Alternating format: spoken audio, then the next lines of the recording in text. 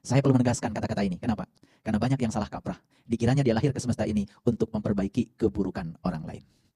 Tidak ada perintah kelahiran setiap jiwa, kelahiran setiap individu memperbaiki orang lain. Perintahnya cuma satu, kelahiran setiap diri kita ke alam semesta ini untuk memperbaiki diri kita sendiri. Lalu bagaimana Pak dengan keburukan orang lain? Perbaiki saja keburukanmu sendiri. Saat ketika kamu sudah berubah, maka perubahanmu akan beresonansi keluar dari dirimu. Dan orang di sekitarmu akan mengikuti proses perubahan itu. Dalam sekejap menjadi baik. Itu sebabnya banyak orang yang gagal mengubah situasi lingkungan. Karena apa? Dia berfokus keluar, tidak berfokus pada dirinya sendiri.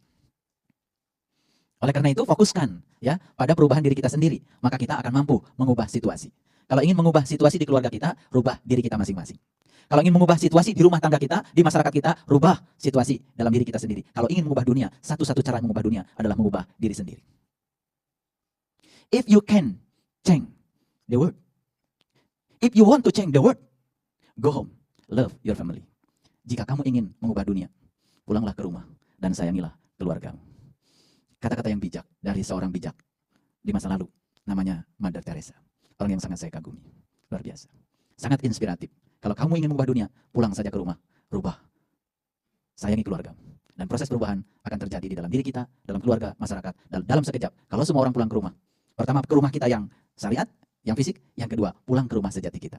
Nah, pulang ke rumah yang fisik saja tidak cukup, karena kita harus pulang ke rumah sejati kita, pulang ke fitrah kita masing-masing, pulang ke kampung asal kita. Maka itulah tarawangsa. Menerawang ke angkasa. Biasanya kalau kita berpikir angkasa, langsung pandangan kita ke atas. Karena kita juga sudah latah, sering mengatakan, aku mah tergantung yang di atas saja. Hampir tidak menemukan saya di dalam semua kitab suci yang mengatakan Tuhan ada di atas. Di semua kitab suci selalu saya temukan Tuhan bersamamu, lebih dekat kepadamu, melampaui dekatnya urat nadi lehermu. Seperti itu yang saya baca. Jadi ketika mengatakan Tuhan ada di atas, menjadi sangat aneh. Kalau begitu menerawang ke angkasa, bukan berarti kita memandang ke atas secara fisik. Tetapi memandang ke alam kesadaran yang paling tinggi. Itu sebabnya dalam tradisi Islam, kesadaran yang paling tinggi disebutnya Sidratil Muntaha. Disitulah Nabi Muhammad dikabarkan berjumpa Tuhan. Bukan di sebuah ruang, bukan soal waktu. Bahkan terbebas dari konsep ruang dan waktu. Itulah puncak kesadaran yang tertinggi. Siapa saja yang bisa memasuki Sidrah Al-Muntaha dalam dirinya, maka dia akan bertemu dengan dirinya, dia akan bertemu dengan Tuhannya. Disitulah akan terjadi resonansi. Jadi kenapa Bapak Ibu tadi bisa mendengarkan musik? Ketika kacapi itu dipetik, dipetik. Apa yang terjadi di situ? Karena di sekitar senar kacapi itu ada udara. Jadi saat senar kacapi itu dipetik, sinar kacapi itu bergetar. Getaran itu kemudian dialirkan energinya ke udara. Kemudian getaran itu terus merambat sebagai gelombang mekanik, namanya gelombang bunyi. Itu energi yang merambat. Lalu energi itu merambat terus. Dan antara kacapi sampai telinga saya, sampai telinga kita, sampai telinga Bapak Ibu, tidak ada ruang kosong.